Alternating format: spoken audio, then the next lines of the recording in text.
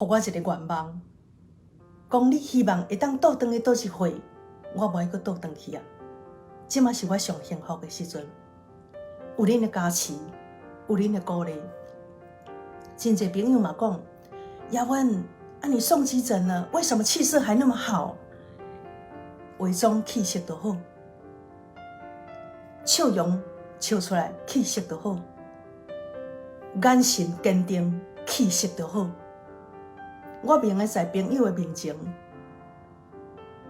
泄露出那么的懦弱，甚至我不能说我要假装坚强，而是我想要跟很多病友互相鼓励，咱唔好由头到面。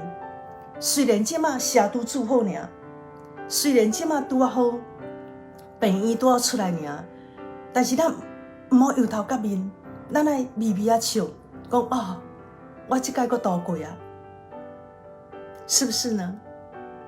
金曲奖那天，大家说我气色很好，很多人说怎么可能？怎么可能？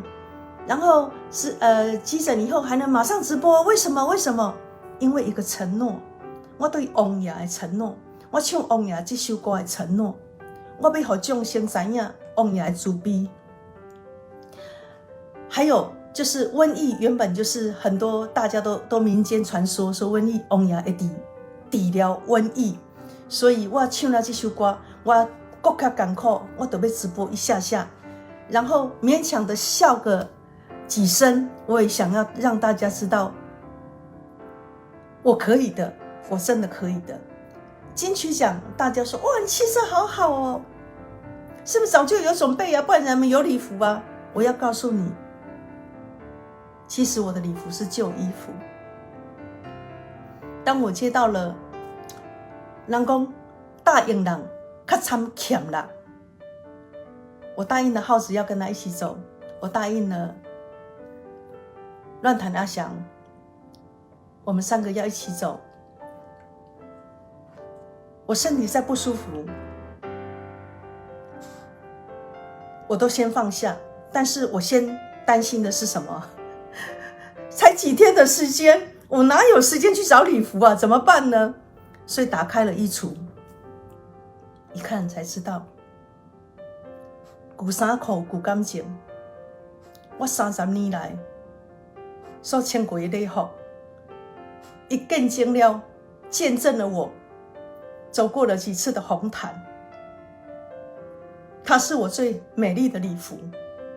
我没有时间再去采购最新的，请大家原谅，我没有办法给你们最亮丽的，但是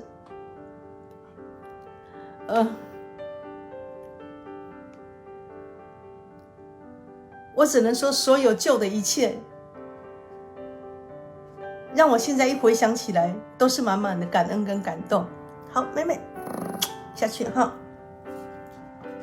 那现在呢，我们不要再去怀旧，不要再去想过去哦，我们现在要向前看。人生呢，若活伫过去，真正是浪费生命，无采咱的时间，无迄个必要。